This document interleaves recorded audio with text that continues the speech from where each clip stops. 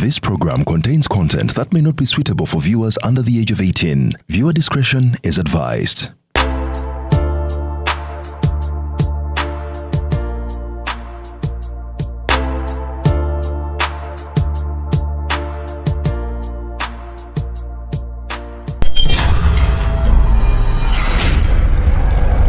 What do you do, like business-wise?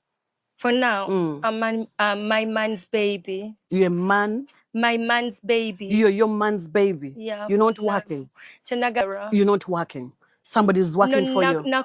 I'm on the move, looking for my groove. Sweetness on my mind. Mango, apple, tamarind on the go. Flavor mocha chupa, refresh and go. Flavor on the go, yeah, yeah. Flavor mocha chupa, wherever I go. Flavor on the go, yeah, yeah.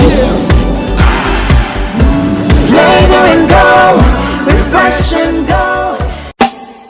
The Ugandan Cultural and Tourism Festival 2026 is in Germany from the 26th to the 28th of June at Bahnhof Street 40 85609, Munich, Germany. We are showcasing Ugandan culture, tourism, investment opportunities, diaspora engagements with Uganda Revenue Authority, Uganda Investments Authority, NSSF, NIRA. Come renew your passport and Ugandan ID. Find out the banking details. Come and test the Ugandan food and coffee. Opportunities for German and European capital investors, networking and investor matchmaking. The Federation of Ugandans in Germany will then officially be launched. Then we will vibe to the tunes of Shiba Karungi, and then direct troop entrance is free for all. Come, let's experience Uganda in Germany. 3 days of culture, music, tourism, investment, fashion, food and diaspora networking at the Uganda Cultural and Tourism Festival 2026 in Munich, Germany. This is a celebration of Uganda's heritage and opportunities. The Uganda Cultural and Tourism Festival 2026 in Munich, Germany is powered by Embassy of Uganda in Germany and Uganda Tourism Board.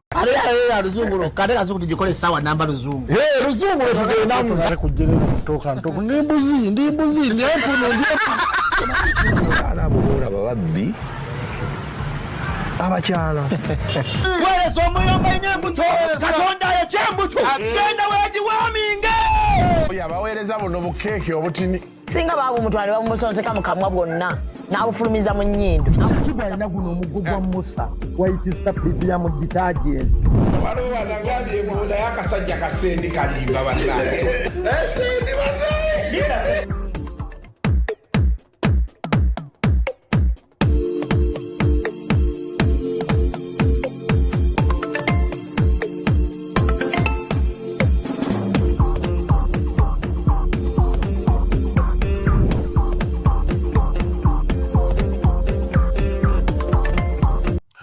Good morning and welcome to yet another edition of Kasuku Live. Yes. Tusokere kuyisa mba sponsor waffe nga tunagenda maaso. Tulina ba sponsor waffe aba Airtel bagamba nti osobola okusasula bill za URA ng'okozesa Airtel.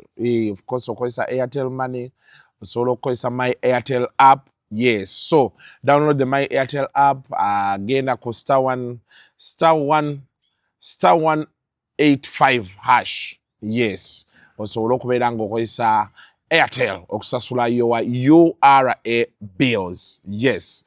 Awo tutandikidde ku Airtel. Then bwetuvaawo awo tukutegeeza ku Hayes Recruitment Agency. Ye Hayes Recruitment. Yes. Bangamba okukitereeza mwana ng'egiwala nga nkitereezaamu naye nga bo bagamba curbing unemployment bannaayitirako ku ofisi zaabwe enamba zaabwe ez'essimu ozirabaawo abantu emirimu kati olutalo lulinga olwawedde Dubai irina okuddamu okurebuilding actually Middle East eddungu eyo balina okuddamu okurebuilding emirimu gyegiri bapeyinta security guard bazimbi emirimu egy'enjawulo because for them they have to bring back their country into business. So gena kubeera ng'oyitirako ku Hayes bali awo ku Lubowa Quality. Bw'otuuka ku Quality y'e Lubowa babuuze estate weeri opposite Quality ku estate. Bw'oyingira estate bajja kulaga Hayes weeri osobola okubeera ng'ogenda. Ekintu ekikwasaganye omwezi ogujja tugenda kuba tucelebratinga emyaka 10 bweddu era nga campaign yaffe ekyagendera ddala mu maaso ojja kukola ka video akawana Hayes oba taggingemu ku Sunday bagaba akakadde kalamba. Yes, obukadde 10 bwateekebwawo okusobola okubeera nga ate buwangulwa. Aha, so bwe munaavaawo nti ate obwavu buyitiridde. Omusajja yayimba ani aleese obwavu buno ki bwavu mpologoma boteerwa nakekulya. Luyimba olwo lwa Alex Mukulu, if I'm not mistaken. So boteerwa nako empologoma y'obwavu ejja kukulya. Genda ku Hayes recruitment ate olabe ekintu ekyo bogenda okubeera nga okikwasaganya bukwakku. Tulina naffe aba Nile Agro Processing balina brand ya Nile ne Modern, Nile Cooking Oil, Nile Wheat Flour, Nile Modern Cooking Oil, Modern Wheat Flour, Modern Bar Soap, byonna byonna osobola okubeera nga ate wegendera ku maduuka agakuli okumpi oba supermarket mu kikuubo jagenda ku chap awo osobola okubeera nga ate weefunira ebyakabi. Yes, osobola okubeera nga ate ekintu okikwasaganya bukwakku, weefunire good quality products made by Uganda from Uganda, ate ekintu osobola okulaba bosobola okubeera nga okitwala mu maaso bukwakku. Mutyaba nina kyendese emabega. Tulina banaffe era aba URA balina tax waiver. Juni yine ebulako ndowooza ennaku nga 8 oba 7. So beera ng'ogenda ku URA loginga in ku poto yo, teekamu ttiini yo olabe sente kyezikubanjibwa. Baataddewo tax waiver before 30th June. Yes, osobola okubeera ng'osasula, osobola n'okusala n'osasula mpola. Bino byonna osobola okumanya ebisingawo bw'obakubirako ku namba zaabwe ez'essimu eziri awo eziyitawo, oba n'ogenda ku ofiisi zaabwe ezikuli okumpi n'obannyonnyola nti kino kye kitambula, aye ne balaba engeri gye basobola okubeera nga bakuyambamu. Baga nti URA developing Uganda together. Kale kansembyeyo bannaffe aba Delta Cash. Yes, bo bakugamba nti ogenda kubeera nga ogenda okwewola ssente. Balina gye bayita express car book loan, 12 hours ng'akasente okayina up to 300 million. Ng'okozesa mmotoka yo togendayo na piki. Abantu bino amateeka kye Kasuku ebyebe loan tekukwata. Nina ngenda mu loan leero, nina ebinkutte, ngenda ku Delta Cash kamazda nkabalekera ako magaye nti bannaayi mukwate ebisigaye tunaatandikirawo wabi mutyaba. Kitusobola okubeera nga kitambula. Emmotoka yo giyina, kozesa ky'oyina okufuna ky'otayina. Ate emmotoka tebagitwala, bakwagaza loguba okuyoka emmotoka olugi-inspectinga ne bateekamu traaka oleme kubulawo nayo. Oyinza okuddamu olaba emmotoka ng'eri malabba, olwo ogifulumya ogitunda. Ogitunda e Kenya ate bagikwate bagiteeka ennamba z'e Kenya naye nti eyo si yejja okuba emmanja y'enkoko. So byebyo ebintu nga bwe bitambula. Delta Cash bali awo ku kizimbe okwali Children's Clinic. Ekizimbe ekyo kati kiriko Delta Cash, kyekisembayo nga tonnatuuka ku quality bw'oba ova naalya ojja kuba okiraba awo. Osobola okugendayo n'ennamba zaabwe ziri awo, osobola okubeera ng'obakubirako. Now tutandise into the action. Waliwo ebigenda mu maaso mu ggwanga bingi, naye njagala kusooka kuzannya ka vidiyo kano aka Honorable Minister Kahinda Otafiire ng'ayogera ku bigenda mu ka vidiyo kadda yali agenze ku mikolo gya Law Society, but bye yali ayogerako bikyagenda mu maaso. Tusazeewo tukakomyewo okujjukiza bekikwatako nti all factors remaining constant, let us not lose track. Wabi, tekayo Mutyaba. I've made myself loud and clear that certain things that are happening are unacceptable, because I was here during the Amin's time. You know, I'll recount the dictum of this preacher in Germany during the Second World War. I forget his name. Anyway, God save his soul if at all he has any. He said, when they came for the socialists, I kept silent because I was not a socialist. Then they came for the gays. I kept quiet because I was not gay. Then they came for the trade unionists. I kept silent because I was not a trade unionist. Then they came for the Jews. I kept silent because I was not a Jew. When they came for me, there was nobody left to speak on my behalf. Ladies and gentlemen, don't commit the sin of silence.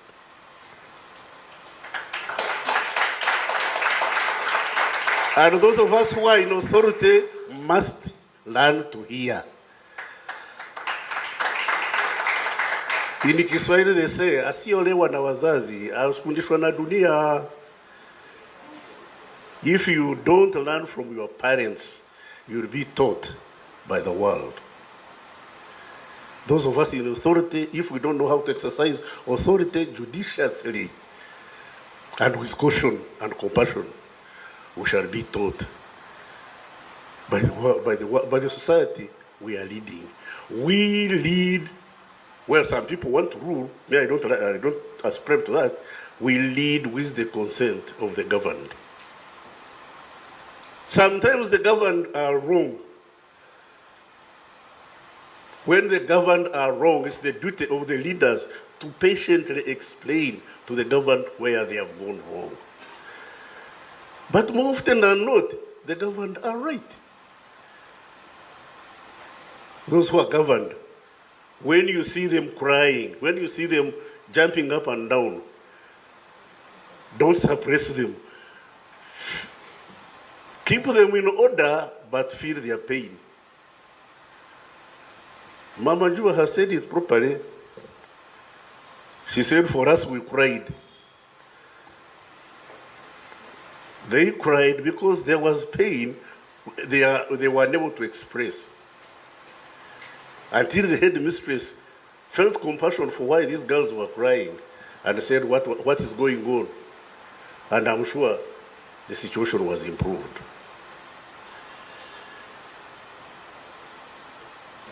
Recently, I've heard of episodes of people being, so-and-so has been arrested. Arrested, yeah, very good. 6 months, this person has not been brought to court. Oh. So-and-so has disappeared. Like now, today somebody called me from Mbarara and said a gentleman called Wangomani, Amos Wangomani.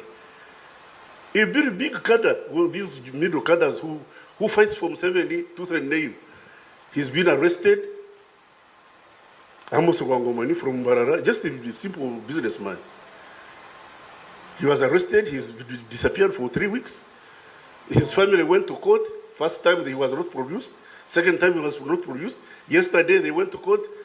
You know what the authorities told us, including Muzei Chiriwachi Wanuka, vicarious liability.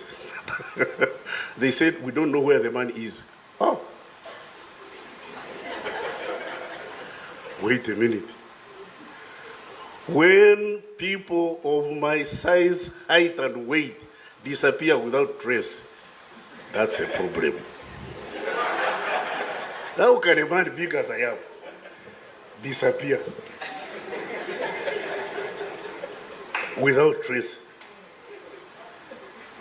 Because this fellow called me in the morning and said, if he's been killed, at least give us the body to borrow.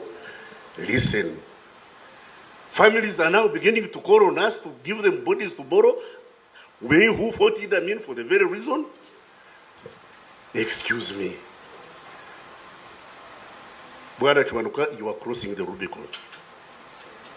Yes, and those of us who took up arms to fight against this, don't think there are others like us in our age with the enthusiasm to fight us.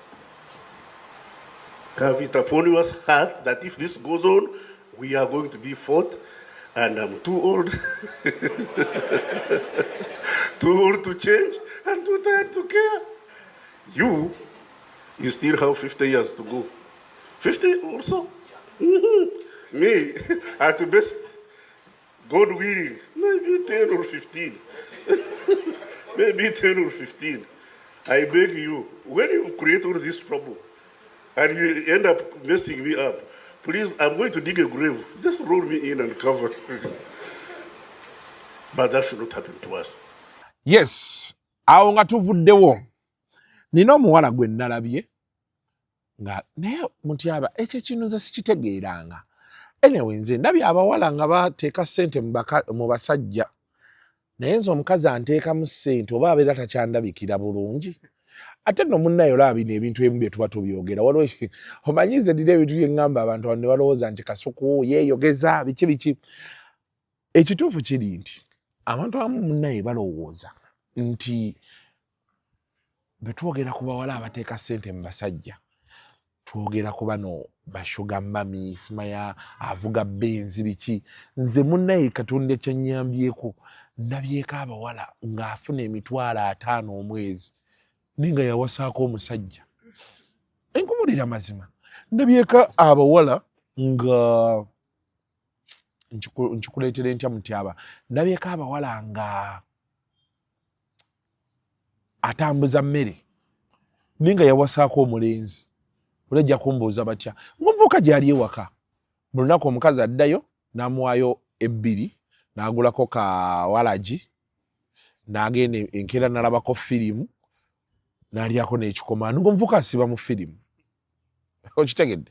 Ndabyeko abawala nga agulira omusajja engoye njagala alabike bulungi njagala akole baati ng'omuvubuka talina kyakola. Kati abo ne badda wali. Kati nindoboka abawala nga amaanyi agatadde ku famire y'omulenzi. Nyazaala wange ngenda mukolera benti, nyazaala wange ngenda mukolera benti. Naye munaye bonna bendabye bamaze ne bagakaaba. Bamaze ne bagakaaba. Kyesitategeera bulungi.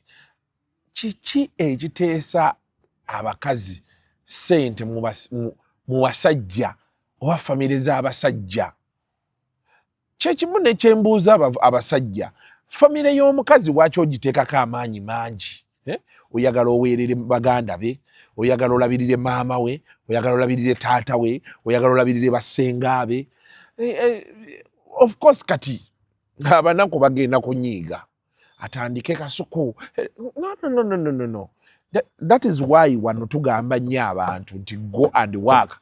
Tulanga agondi Hayes, tulanga Alshowala. Abantu bagamba mugende mukole wano ng'okyasobola. Betuga nti genda okole. Waliwo ebintu ebimu obulamu bye birina okujjirako.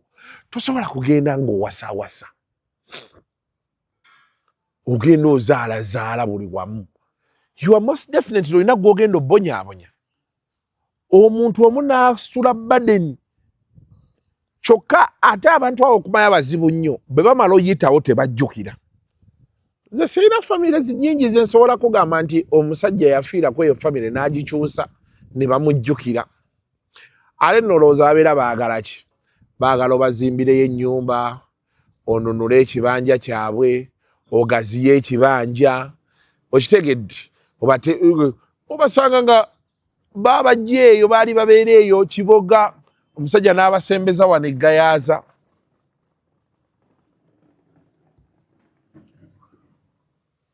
Naye ebintu ebyo wakitakeerangako. Mukama wange, waki buli we tubeera tukola lw'oyisaawo ebintu ebyo? Waliwo obuzibu? Wangi? Waki bwe tuba tutandise okukola wano saa zino 2 obedda waki tabiyisaawo?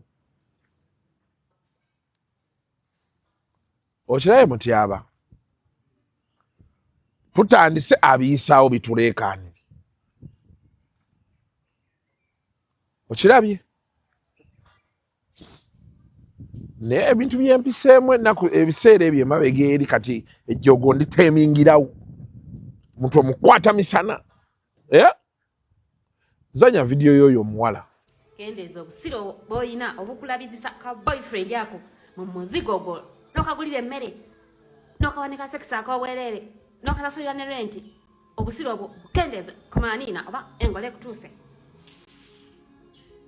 kyekikwagaza boyfriend atakwadde ekikumi mu muzigo gwo n'omuteekamu n'omulabirira n'omusasulira renti n'omuteerako ne ka service aka ka sex kuva ku makya paka kawungeezi weegaidde okamuwera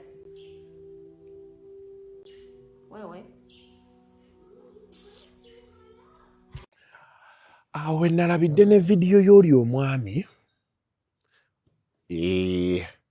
naye omwami ye njagala mugamba nti ye kirungi kasita baamugamba si kyekyo mutyaba sirina nnyo nze buzibu na mukazi agamba musajja nti oyavuwadde tetukyakwatagana asingako agenze mu bwenzi ne yeefulafula ebitakwatagana nze era omuntu baŋŋa nti Kasuku oweddemu tetujja nnyomya nkitegeera mangu mmanya nti nina okuddayo nkole si kyekyo mutyaba ng'omukazi yamugamba obwavu bwe bulabika okuba n'abavubuka bonna lwako abavubuka beebuza amagezi ku mulembe guno kizibu nnyo okusanga omukazi ng'akyayagala omusajja nti laavu mu beginning esobola obbaawo naye erina okubaako weetuuka kuba nti bw'ojja obuuza abakazi bagenda ewaabwe basooka mubuuza omusajja akola mulimu ki alinamu ku ssente bibuuzo bye basooka obbabuuza maama we taata we singa we bye basooka omubuuza yasoma akola mulimu ki kikusiginolingira wa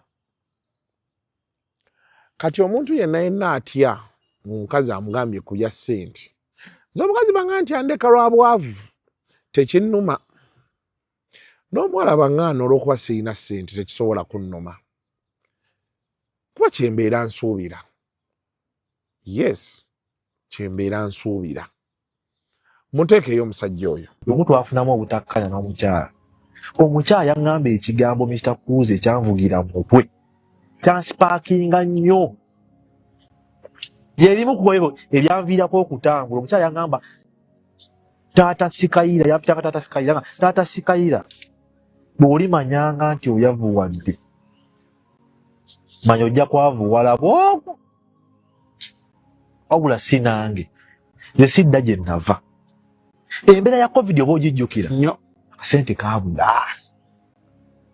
nalina okusenguka nve mu nnyumba ey'ataano nzireko mu y'abiri akitege nzikirize nzireko emabega nsinziire ne bannyinaffe abo tebabitegeera nakiŋŋamba kyanvugira mu mutwe naye kinyumizaako omwami bali nagamba era omwami yagamba ekyo kyakugambye ne we buli baddi abaana bo nga bakuze bali kubuuza taata walinga kuki maama mwalinga kuki maama ali bagamba mubuuze taata wamu senza muyazoononeranga mu bakyala kiri kuluma nga waleke emikisa ku lwa famire yo egyali kyusiza obulamu bwo gwe nga gwe era omuvubuka ndaba tosuulanga mukisa bukyusa bulamu bwo naddala omusajja bukyusa bulamu bwo nga gwe ku lwa famire kuba gwe bw'okyusa obulamu bwo nga gwe omusajja famire egenda kuba bulungi. Your presence does not make any meaning without provision. Okategedde nga tosobola kugabirira famire yo okubeerawo okwo tekuyina makulu ekyo nakiyiga. Yes, yesterday was Father's Day and abatumbe tu comedy bazanya akantu akalungi kategolo ya Father's Day tebagijanjawaziza walabyeyo ebivulu bya Father's Day walabyeyo abagamba nti bataata bayita mu bintu bingi ebyo tebasobola byogera ebakuba Mother's Day wanda video z'abawala abakaaba mvudde wala ne maama wange n'omubuuza mwandivudde kumpiwa ye maama wo ye yakuzaala ate kati wadde oyagala muveewa era muyina kuva wala oyina emyaka 3 so you expect to come from where near a person who has been with you 30 mama buy everything never oddayo n'omubuuza maama wo sente ze yakuguliranga mu shopping ze mwagulangamu emmere yazijjawa zava wa taata sente zakukyaliranga zavaawa school fees kati But for me, my mom is everything. That's why I always tell people, nalabye skiti kabano simanyi oba kanaazanya. Naye nagambye, omusajja yenna ekyo nnyongero kibategeeza. Enjala tekuluma olw'omwana. Bw'ofuna omukisa ogulya lya. Goma ennaku zino abasajja kati be basinga okubeera mu ziwooteeri. Omusanga atumiza omutwe gw'ekyennyanja beeguti. Nagamba waaye kandi omukazi n'abaana be lumu bali nvuma. Bakufuula ekitagasa. But yes, yesterday was Father's Day. And tuyozaayoza abantu asobola ogamba abantu Happy Father's Day. Omukyala tekikwetaagisa kugamba musajja Happy Father's Day. The same way omusajja gy'otalina kugamba mukyala wo Happy Mother's Day. Kuba si maama wo. Noli si taata wo. Naye taata wo mugambe Happy Father's Day. Yes, baba akyaliyo. Baba yafa atandika otunuulira taata w'abaana. Awati wali abasajja abamu be bayita daddy. Nga mukyala wa kuyita daddy. Nga n'abasajja abamu bayita bakyala baabwe mami. Nina musajja wange eyo RDC Mulamba. Mukyala wa muyita mami. Mami. N'oli namuyita daddy. Ebintu biri mu ggwanga. Nze sisobola kujaajamya kigambo mami. Sikikanyuga. Mami nina omu yafa. Bano abalala mba kiina era nabo bakimanyi si ba serious. Sisobola kukanyuga kigambo mami. Mami mmanyi omu yafa. Kiringa jjajja. Jjajja nali mmanyi omu. Kasita yafa ne bw'oba nga gwe muganda we tosobola kuba jjajja. Tekisoboka. Kati bino ebirala byo mbijajanya sister, blaz by blaza, ebyo bitambula. Naye mami, daddy, jajja, ebyo bintu ebi. Tekisoboka kubaawo.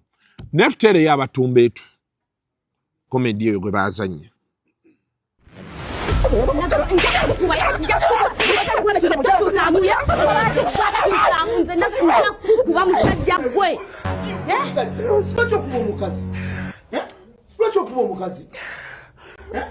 Musajja tategeera ono nze simanyi na kyeyava. Tujja kusiba. But where are the organization for boys?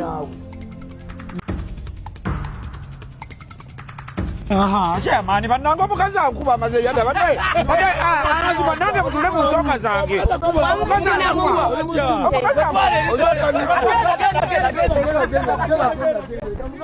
Organization for girls, but where are the organization for boys?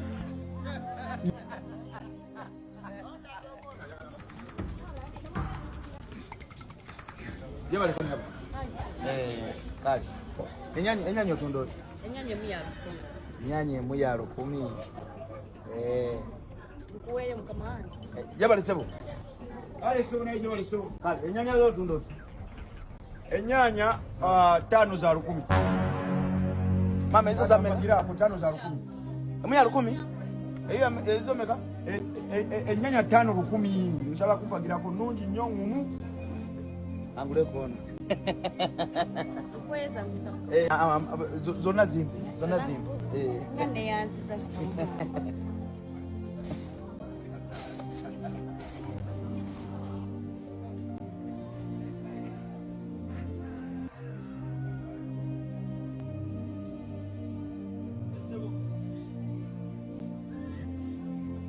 Many organizations for girls, but where are the organization for boys?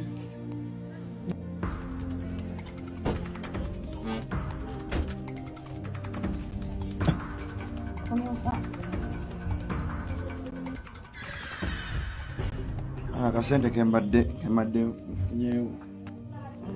Ne kusomero batubanja school fees omwana. Gloria. Yes. Era teyo tagenda kusoma. Basikala banje yomeka. Sile babanje emitwalo 15. Naye ekitoka tulendekaawo. Mbale sina bagenda kukola ku njala. Njala zamme. Emitwalo 7. Sawa. Yeah. Yes. Ne birthday mami wange etuuse. Ya tomorrow yankubiddeko. Birthday mama wo?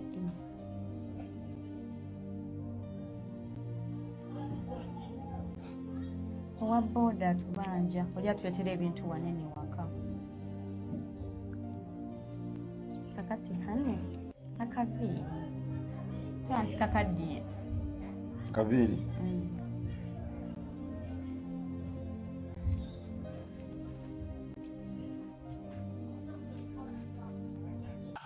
Awo nga tuvuddewo. Over the weekend, Nalongo yakola show. Yes. Wafunye ku bifaananyi? Osobola bituteerayo? Congratulations Nalongo Lewis. Kati ye Big Lewis. Big Lewis. Ng'oggyako ebyokuba nti Nalongo mukwano gwange. She's one of the people I can authoritatively say she's my friend. She's one of those people we meet tetusinkana buli lunaku, but she's a person agenda okukubira Kasuku wano waliwo kadiiru jangu. She has introduced me to so many people naddala abaliko akasente okitegeera. Ekyokola si ye muntu anyiiganyiiga, ye muntu gwemusobola. She's understanding okitegeera. Katola nti twageze ku kivulu kye waalibaddewo abakola entondo. Nagamba era neogenda musanga gamba neggo tewajja ku kivulu biki. Nalongo ye muntu ategeera nga wamusuubiza ssente ne zigaana n'akitegeera. Naga nti kyagaanye. You kidding? So she's one of those people who are really different, and I'm very happy for her. Mukusooka eri nze we nasooka omulabira twali tukolerawo ku Nzo Media, yali azze kukola interview ng'akyalimu embeera y'okukolima, omusajja yandekera abaana biki.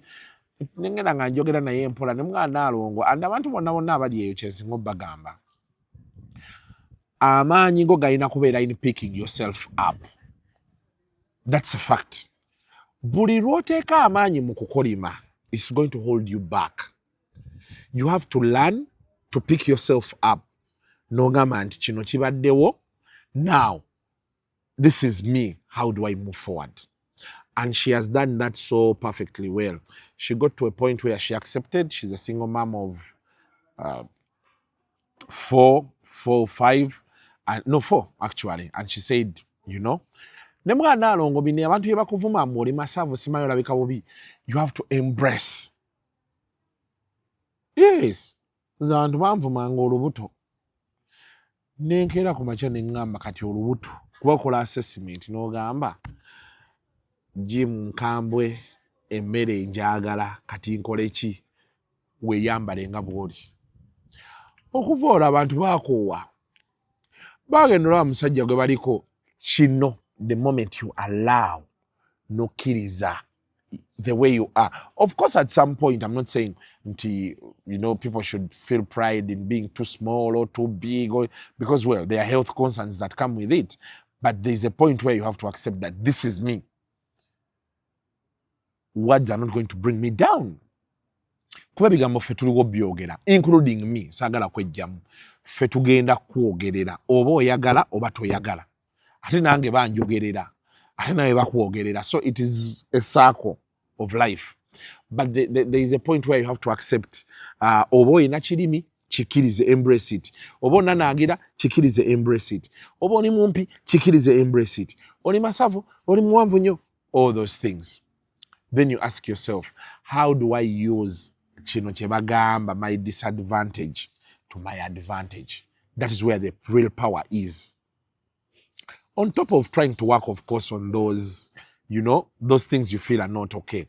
And she embraced it. Yatoka nagamba, and people are happy with her. Bagamba chize, nebasaga awo, nebature embozi nekwata kati, nebalya, nebanywa, and she has made friends. So I was happy for her. And Nalongo, congratulations on such a successful show. Abantu bakulaze nti bakwagala. Omutima gw'omulungi weebalire ddala. Nalongo obeereddewo abantu, oyogedde n'abantu, osembezza abantu, okoledde abantu ebintu ebirungi. Congratulations, and may the good Lord bless you more and more and more. You have that footage of osobola muteekayo overlay. Yeah, okay, fantastic. Kikyawedde dda. So that was Nalongo, Big Lewis. Kati Nalongo yakutte kasente. Emeza 50 buli meza yakakadde so si milioni za 5 eka ne babazzayo milioni 2 abakozi milioni 2 ozikwata mu lunaku lumwe Kampala wano ate kati jjukira yaba abagagga be bano Nalongo ngenda kugulako ngenda kuwayo milioni 3 genda otegeke ngenda kuwayo kino. Sometimes mu bulamu nze olaba nkola lusekenyamnyam, and it's a thing people need to understand. Sometimes walina okubeerawo bw'owulira ngamba nti abantu beeyongedde okwagala Kasuku si nti enduulu nnyingi nnyo oba ki, naye waliwo wootuuka n'oyingira ofiisi y'omuntu ogenze mwayi banaye nina lusekenyamnyam olinaga nti Kasuku ebyo sijja bisobola bijjamu naye nkuwaddeyo milioni 2 zizino n'otegeera nti kati waliwo abantu abasiima omulimu gw'okola, waliyo abantu bakyaliibo mikwano gyo n'ogamba fantabulous. Okirabye? So abantu beeyongedde okwagala Nalongo Lewis. Big up on yourself. For loving me. Uli aliwa na yansa subbe na yanziza. Zani. Aleta wala balungi na wasajja banani. Thank you so much. God bless you. That's to be Big Lewis. Big Lewis. Big Lewis. Big Lewis. Guys, I'm so happy. Thank you for supporting me. I truly appreciate, guys. Friends of Nalongo, like I said, friends of Nalongo. All my friends were there, fully paid. No one came for free. People were bawling. Imagine I don't even drink alcohol. I didn't expect. Torime. But well, thank you for loving me, Wanange. Thank you. May God richly bless all of you. I am Lava. Tomsana Gwase, eyes are red. I have not slept the whole of this week. Awonga tuvuddewo. Zambali yavaayo. Abantu baali bamuseetinze era Zambali gwe mpiwa Nansana.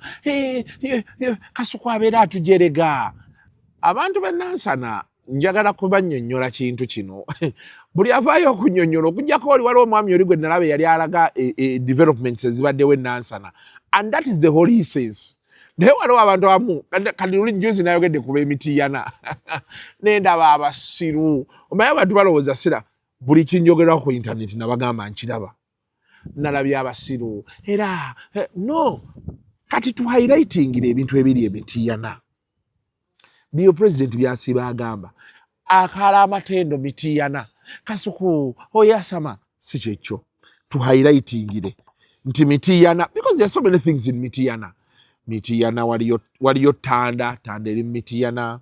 Zigoti, one of the biggest coffee factories we have ever had in this country. That is Zigoti yawo. Vayo to highlighting the church ye mitiyana. To highlighting it zaake MP ali awo amukusizolwanirira eddembe enkyukakyuka wano. To ebintu bingi. Naye mmwe buli we muvaayo mukolima. We are sparing you. Abantu abamu problem gye muyina eri wano. And sometimes abantu bwe boogera ebintu bino, you exhibit them. Kati wategedde enjawulo ya MP naawe peregeesi. Oli ajja ati Kasuku omusajja oli yavaayo n'andagana Kasuku katulina KFC e Nansana. Kati tulina saluuni zino beeziti. Kati tulina ebizimbe bino bye biti. Kiyamba ggwe. Omulembe gw'okubeera awo okubeera ku defensive tukyo kati botandika era Kasuku nja kusanga tosobola kunsanga werimba omunaku ogenda kunsanga where are you going to find me kale bonsanga are you sure you can lay your finger on me nozaayo ebinnyo byebyo tosobola okitegedde famu tetuleekana buleekanyi I deal with you otandika okwekweka oyagala mawulire tulage ebirungi ebiri e Nansana. Big Zone, yebane Big Zone mugagango wa Big Zone. Anna.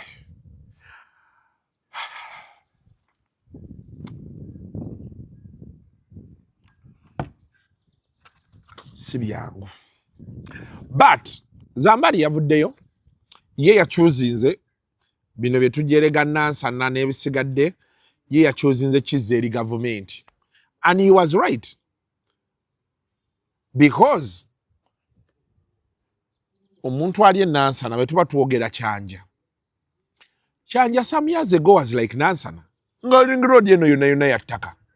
Kino kikuba ekidde eri ku faamu ya KCCA eyo nga Senjabeera yona inanga wafu. Otegedde.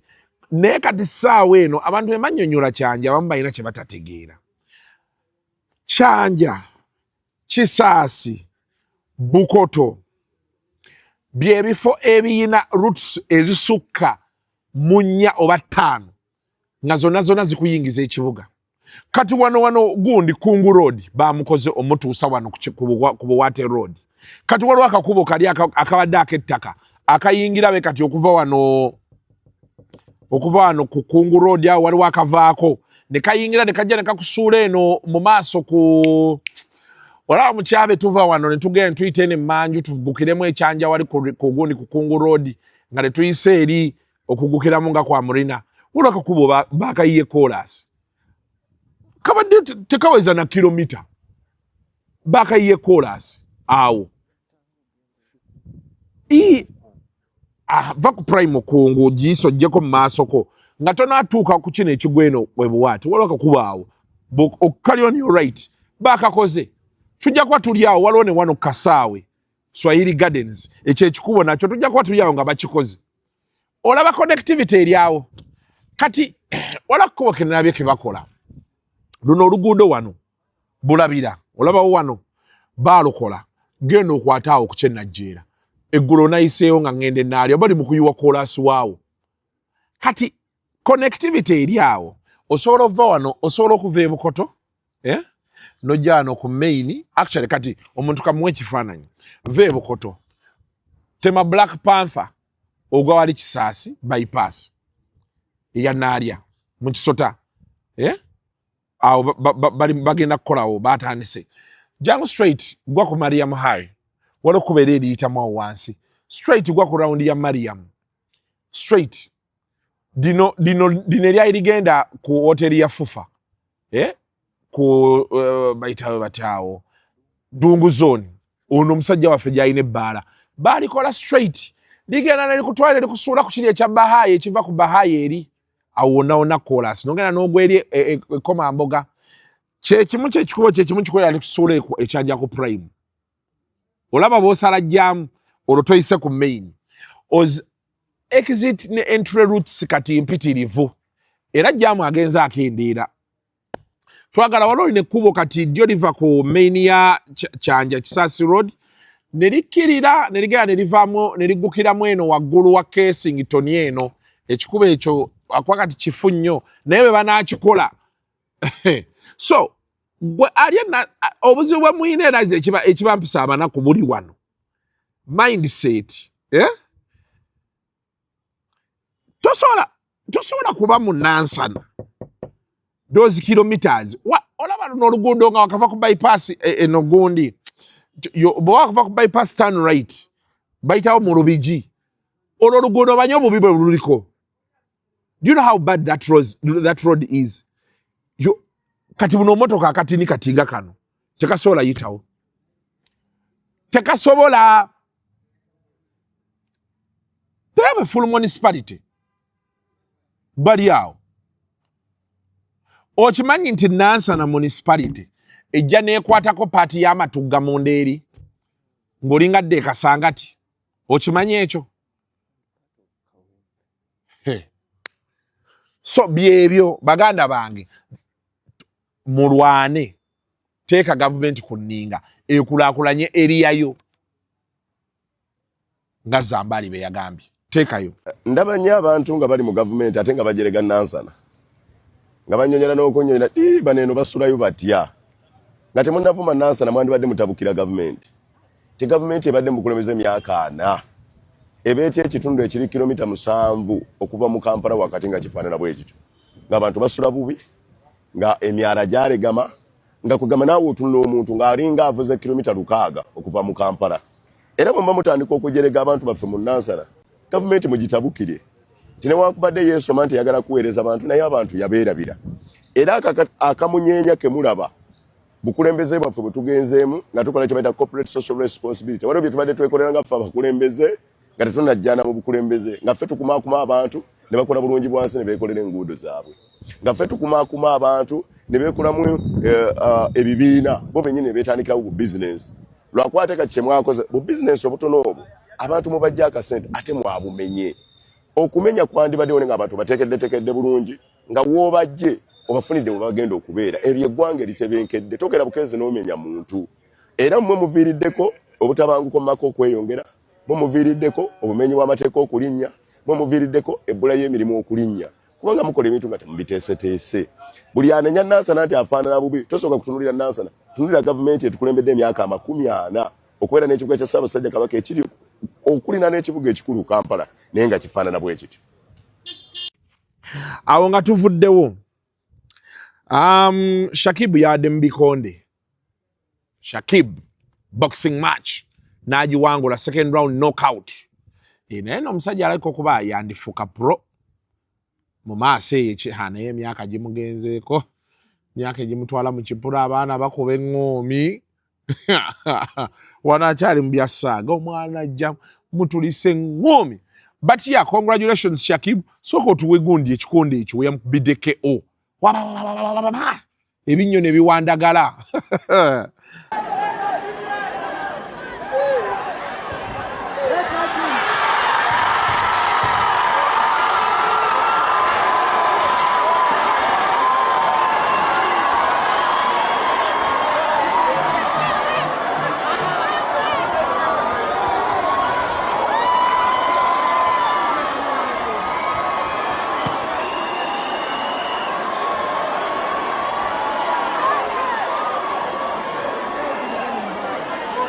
Yes. Nalabye sister waffe Nammere.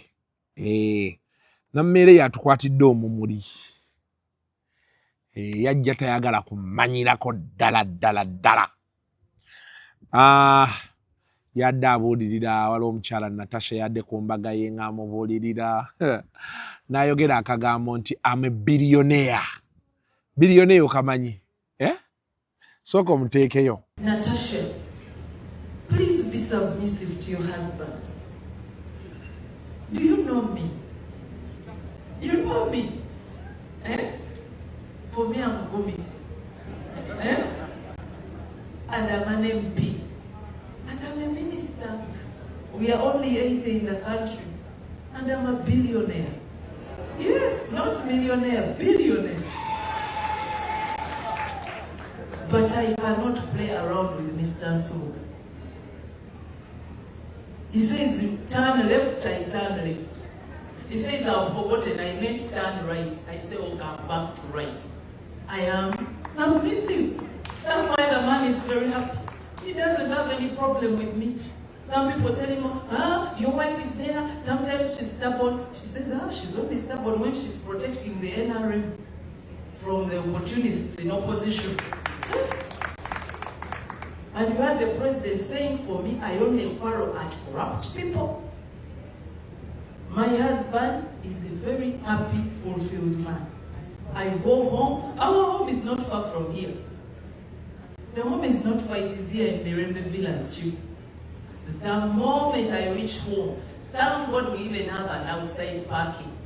The ministerial vehicles, the lead vehicles, the tents and the soldiers outside. Inside, I am Mamito wa Papito. Full stop, no call. Yagambye billionaire. Abantu ne bagambye ekiki ye. Abantu babeera awo nga bajugumira buli kiseera batya. Ekiki gwe ye. Nze ndi billionaire. Naye olaba engeri gye nkwatamu omwami wange. Papito. Papito yalonda ekyapa mu mannya ge era ava eyo yennyini. Waliwo omusajja gw'ofuna ebintu ne bitambula. Ebintu ne bikola. Billionaire. Abantu bayogedde bakubaganyizza ebirowoozo ku X okwo. Nga yamaze ddo kibagamba. She's a billionaire.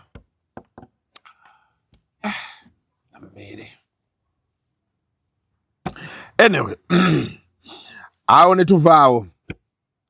Nantumbwe yabadde ne Mami Deb.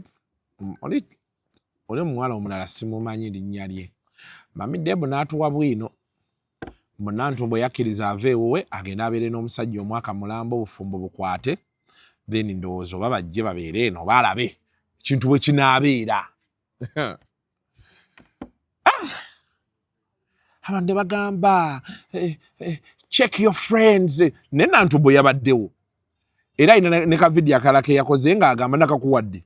Ke yagambiddeko ng'agamba nti abantu boogera nnyo and for I know she's not ready to come out and all those things. Omunaku kyekyo bwa manya size yo. Abaana balya ssente balinga busaanyi. Alaze tewali kintu kinnyumira nga Nantumbwe ng'ayogera. Nantumbwe tapapa. And you know some people just alright. Abawala beeyagalidde mu ggwanga lino. Abawala baategeera obulungi baabwe ne babukozesa. They've used their beauty. They've used what they have to get what they don't have. N'osanga bino biri eno bifulumya ebifaananyi biri bwereere, kyonna tekyashevinze, kyonna kiyiye mugaba atakwatagana, kiyisa amakudde, tekiryoka kijja ku live ne kitwasamira, amala okwasamira n'addayo ku abaana bali eno bafuna apartments zaabwe baziguze. The difference is wide. The difference is wide like this. Don't you take it? To tell you, Nantumbwe. I think for me, it's people speculating and saying things they don't know anything about. Zero. They know nothing. But remember, guys, like Debbie said, I'm a mother and my children are grown. So I have to have a lot of backlash for my children. But I'm so thankful for my sisters here. Until the end. Literally, if it wasn't for them, I don't know how I'd get through this. No, God will get you through it. God will get me through it. I have Jesus. We are nothing. And no, you're not nothing. I'm not there a lot. But I mean, they're so funny.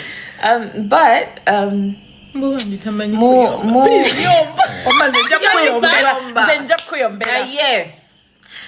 Like yeah, just be mindful. Can I break the third wall, Ella?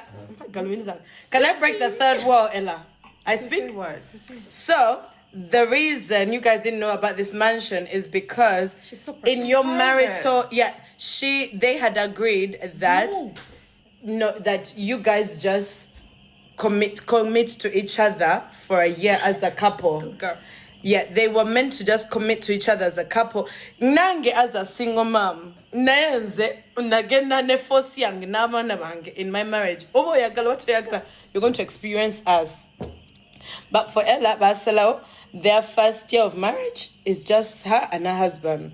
Nasalo ogenda jebali jebasase ogenda, and she stepped out of her mansion. But your mansion was in like with your. I had my home for a while. Who is this? Yeah, it was there. Like you're just commenting negative things. Who is this Pennywise? You guys. Do you know Pennywise is like the way I don't read? Demon? No, then just block them. Sina gweneguya sent it was kolada ate laben city. Tochuja babula je tuli kubanga ensiri zitone.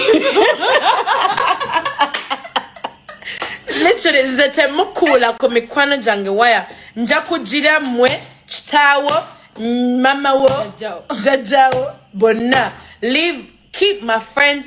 I want peace for my friends. Nze siba sina saba mirembe teyi sina neguya ku muntu. Okay, omwami wange yakola da ate simkodo. Simkodo. Mwami yakola da.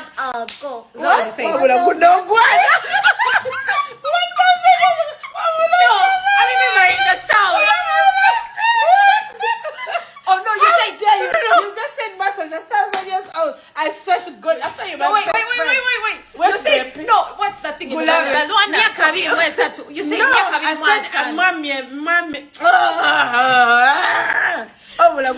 Ella's money as for the what? Guys, Ella, guys, don't read comments. Oh, It's just sorry, guys. stressing. Yes, what day? Yes, what day? Guys, I apologize for this Guys, wait, misbehavior. Guys, let's end guys, this first live. wait, let's cut it and then we start again. Cut. Action. We're back. Right. Okay. Today's news on we are Welcome to Mommy Deb Live. and give me my gun. Today. Now, nalabye Nobat atabukidde alien skin. Yasose kubeera kusanyuka. Kavidi yako soloka tuwanga ali kusanyuka. Oyabadde nga yagala okkaaba. Ngagamba nti bannange bebe kulu yatuna rating idde bebe kulu bano gye yabayambira. Kavidiyo kaina osooka tufunira. Soko kateeke yaawo. Nagamba tuteeseteesa abayimbi mu region ziwonna muzeeyi wakola ki? Tekyetaagisa muyimbi kuva Kampala kugenda kuyimba Kabaale. That was the proposal. Edikezo mujjukire mwenna mukyala we mukyala wa amaanyi. Ate ava mu side y'eggwanga nga ne sekretary w'eggeno w'ekibiina gy'ava.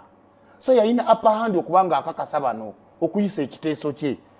Ne kiyita. Nkubuulira twagenda okuva mu lonchi ya Museveni ya President Museveni eruweero okudda mu Lango.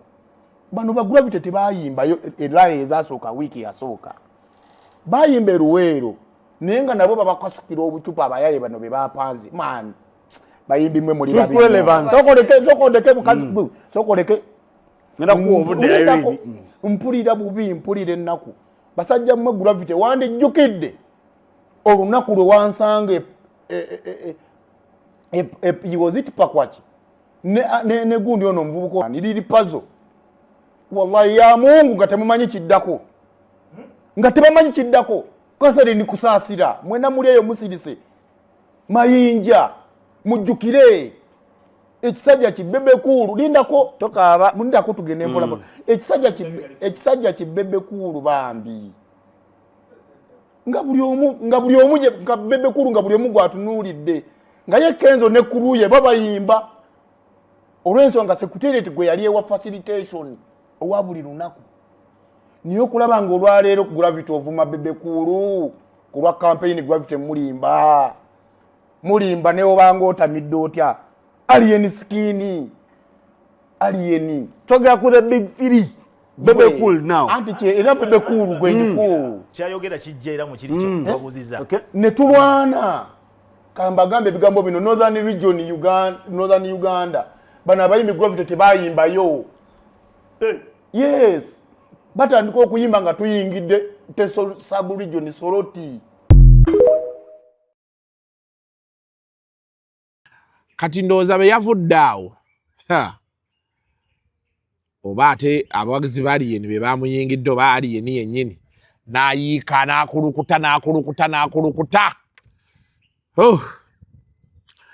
Soko omutuwe naye awo Nobat ng'akutte wansi ne waggulu. Ebyo bye mutandise okumumanyira n'okusindika ebinnyo.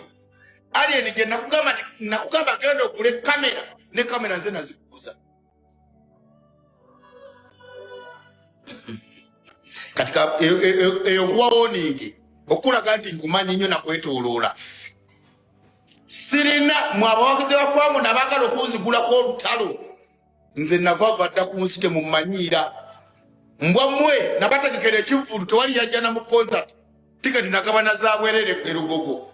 Mulinga n'amatako. Mwe mulowooza mwe mbegu ya kochi kisiraani. Nkiddamu nga ntandika nno butandisi. Buli fani buli tulinako abantu 5. Alien skin njala mumuwa obubaka buno. Bwe nagamba nti gula kamera oziteeke ewaka ewuwo ne gye wazigula nze nazikuguza. Wali ofuuse problem eri gavumenti yaffe. Omwana topu dansa n'ebyaliwo ku Fangoni mbirina gwomanyi nti mbu we mwakyusa disiki ne mugijjamu military negenda okujja ewuwo nga kamera nkalu gwolooza tetubirina. I have all details. Buli ekyagenda nga ku Fangoni nali kirina ku ssimu nga nkifuna. Understand me, man. Understand some people, man. kati mugende mpola eyo tuveeyo tugende ku serious business wamagwa ali kuno likinga followinga sharinga live followinga account yaffe naffeewe ekule zino embizi za fangoni zataza mbu unfollow olinga n'amazi unfollow buli wa fangoni nzijako follow yo kisirani gwe ye fangoni ekyawera buli ali kuno mfollowinga wamma buli agaba nobati yogedde mazima following account yangu olwaleero alien bwino gwe tukulina gwe kulinako gwe alien file je kulinako gwe nenjikwasa government bwenti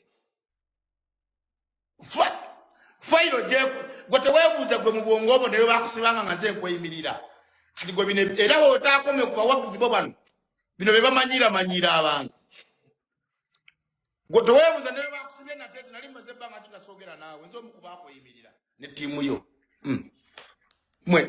abantu abamu mutegere nti ffe tuli bagezi alien skin ffe twasalawo ne twefuula abasiru bro we are wise men I am a master's degree holder nasoma nsobola okwefuula zolo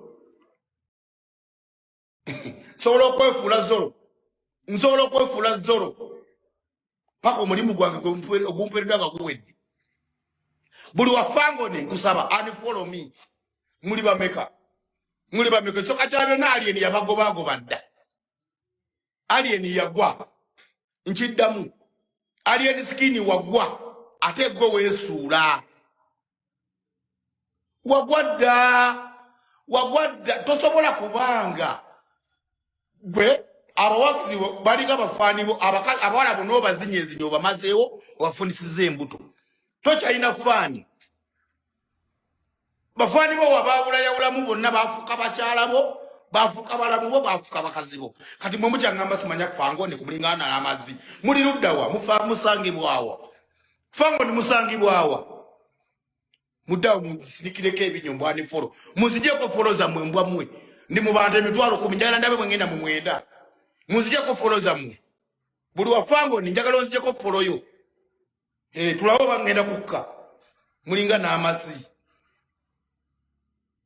mukole ani follow buli wafangu nikola ani follow muwera natekeke jibuluwa na erugogo muli kuno mulekanira kuno ngendekera ku TikTok muli eyo batakadama batakasekadama muli eyo mulekanira Saudi manyide buli muntu wano gwe alien olichi manyide buli muntu ogumanyide gwe waitachi uli no but alien tanakuvuma naye abawagizi bali mukunvuma kati kambawo emmere yammwe wamma gwe yakajoyininga asanze nga ndi munyiivu nze nobat tuyizire nobat events katukkakane tuwawe kati kyebayita wiino ndi kunyanjula mbadde mbagamba nti alien skin nze nina fayiro abampadde ebirabo mwebale ne sente nzeetaaga waliwo abagayo mu bebekulu yampadde dda sente bino byenjogera ne byenkola nakoma okwogera ne bebekulu mu January nga tugenda mu kalulu mbyogera bino kulwaki ngenda kuvayo olwaleero njogere bino byengenda okwogera mbyogera lwa bulumi. Now Nobat omanyi problem eriwo, you can raise a point and it is valid n'ogikola n'ogenda mu maaso ng'oyogedde mazima. Bye wayogedde bebekulu bano baali badibiddewo abakoze batya fantastic kimala. Bino ate bye wayongeddemu sima ya kamera nzina sima ya bwino sima ya tebyetaagisa. You came kuba kyemmanyi bebekulu si yakutubye guwalaba amazima era wavuddeyo n'ogwogera. Don't make it feel like it is personal. It is not. Kuba na bebekulu yennyini yajja n'ayogera ku kyaliwo interview emu n'agenda ku maaso n'agenda ku kiddako. Okitegedde? You made your point. Don't lose friendships because of the point you made. You made your point. Bana abalala basobola okuvuma because bo bajja kuvuma because bawagizi booli baba kuvumye n'ebisigadde. But you made your point. Don't dilute the point. Twemanyiza omuntu okujja n'omugamba nti oli wambwa n'ogenda ku kiddako. osobola okulekawo embeera nti yes banaatuula wansi agenda kwekolamu assessment amanye nti Wambwa agende kukiddako. Kati submission gye wakoze yawedde, kati olutalo olwo lulekere abagagameero kati olwo balwambalira awo. Oba okitegedde bano bwe bajja ne baida kubanga Alien musajja omumwemanyi binera watandise musimana ekivulu bagira bwerere. Yes, it is okay, tebyetaagisa. You can disagree on the principle. Era jja kuddayo akitegeere. Nga boolaba bano bonna bonna abadde banyiigira Bebe Cool ng'ali on principle. Bebe Cool talina gwe yavuna. Yavudde naga nti gwe nakolera kino, gwe wano yali. Kye balina okukola kiri kimu, challenge Bebe Cool's facts. Bebe Cool baga nti Range Rover teggwangayo oba yakola bwati ne bwati. Gwe vaayo ochallenging. Temwetaaga genda mu bino byakwevuma because then we lose it. Kati good no, but you're starting to look like a gun for hire. And you are not hired. Okitegedde. Tokiwa nnyo muliro. Kubanze nalabye okuva ku Saturday wagenze ne ku live ya Kabata n'ogende no tekyetaagisa. If bw'obanga intention yo yali yakubeera objective owe story nga bwe yali ng'odifendinga bafudde ekyo wakikola ku Saturday. Bino ebisigadde tobiyingiramu okujjako ng'otayiza views bireke. Kati nalabye kati kino kati neneebuuza ate eno twatuuseyo tutya. Anyway, nze endaba yange y'ebintu sikyabiraba nnyo ngeri eyo because kati myamwe fan believer nti nsobola okujja nevuga nti mutyaba wakoze kikyamu okuba omukazi. Yes, ogenda kunyiigira because you expect me as your friend okubeera ku side yo. But wanayitawo ebbanga n'oddayo n'oga nti naye yaŋŋamba mazima era ojja kukomawo. Olugimba si luggadde oba toluggadde. That's my thinking. Ebisigadde awo, it's up to you. Nga tuwunziko va wano. Senga ASIDI baakoze kooti baatulazeemu bwe kigenda okuba nga bagenze mu kooti ne Bakaluba. Bini wabadde ozise. Yes, Senga ASIDI ye yagamba talina stress n'emu. Bino ebisigadde oba bamutwala mu kooti oba bakola ki ensi yagijjako amaanyi yeekolera byayagala. Ate ffenna be tulina obbeera. At some point ensi togiwa maanyi. Awo otuka n'ogamba bannaaye nedda. Omuntu n'okola ebibyo.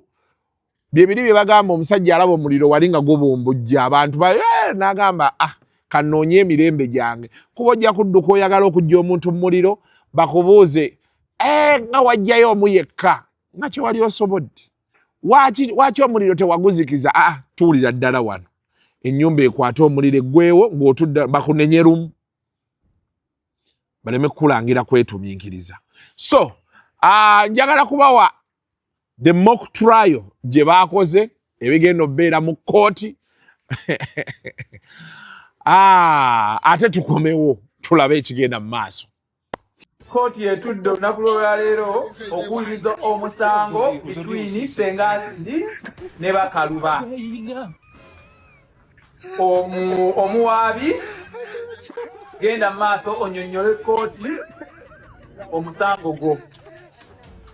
Thank you, Your Honor. I would like to bring my case. Byogere mu Luganda oba mu Luzungu. I want to bring my case to this honorable court. This person here and this person called Sharon Mutesi that operates a TikTok account called Professor Senga ASIDI.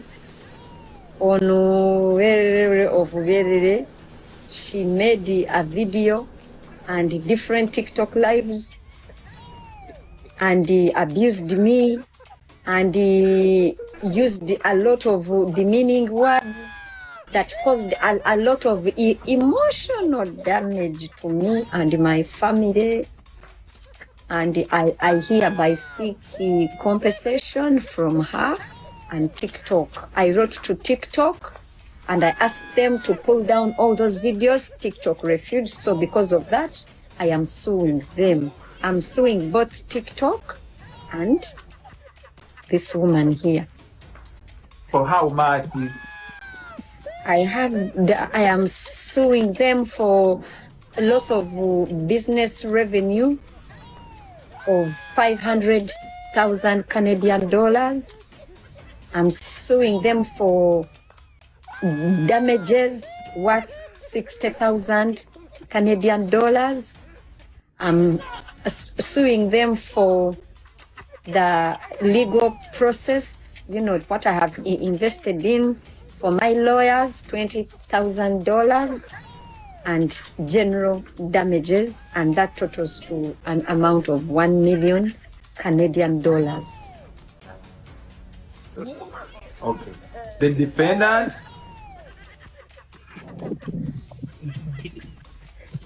Yes, my lord.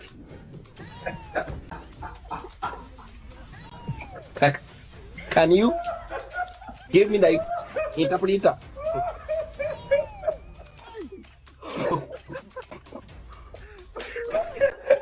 For this case?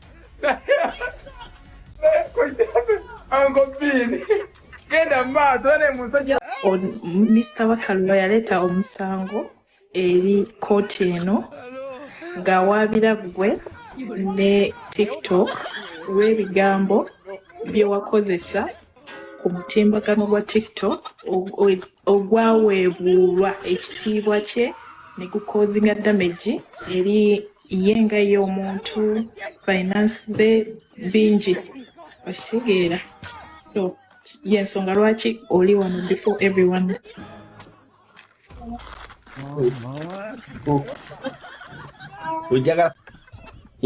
Injaga so okutegeera obulungi is Bakaluba in court essaawa zino ali wano. Bakaluba mizi, Bakaluba kyamutwe, matako wolipa yono gwe nali njogerako. Order in court, order in court. I wanted to submit a little bit. Chechi kuba ekisinga. Sirise nina okumutereeza.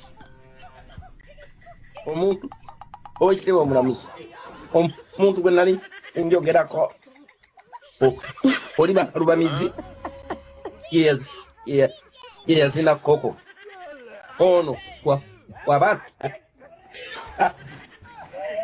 ategeeza nti gwe nayogerako atuwa obujulizi ng'azina koko w'abantu obujulizi ng'azina koko awo ng'akakasa nali njogerako. Owekitiibwa, I want before Mr. Bakaluba be submit the witness. I want question before this. Okay, yes, go ahead. Which new mulamuzi? Bakaluba waleta omujulizi. Ayina obujulizi. Omujulizi oyo nga bali naye mulogi ng'azina koko. Kakati Overruled. Yeah, Mr. Bakaluba, omukyala ASIDI agamba nti omujulizi gw'oleeta alina obujulizi nga bali somewhere ne koko oyo nga balina kye bakola. Owekitiibwa mulamuzi, can you explain my comfortable language? Court tesobola ku understanding a defendant n'olwekyo omusango to effective immediately gugobeddwa. Now finally, naye omanye oluyimba olwo kanduleke mbalamisa kisemakula bayita Africa.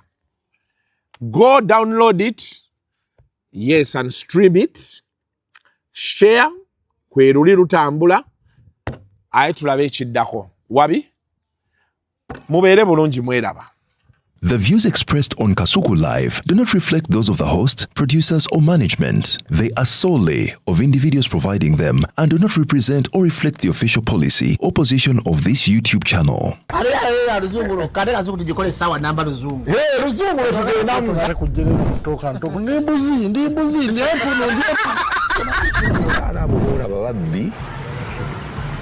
Abakyala wale somuyomba nyembuto katonda ya chembuto genda wedi waminge yabaweereza buno bukeeke obutini singa babu mutwale bamusonseka mukamwa bwonna n'abufulumiza mu nnyindo Kibwa alina guno omuggo gwa Musa wayitista premium detergent waliwo wanangaali ebola y'akasajja kasendi kalimba bannange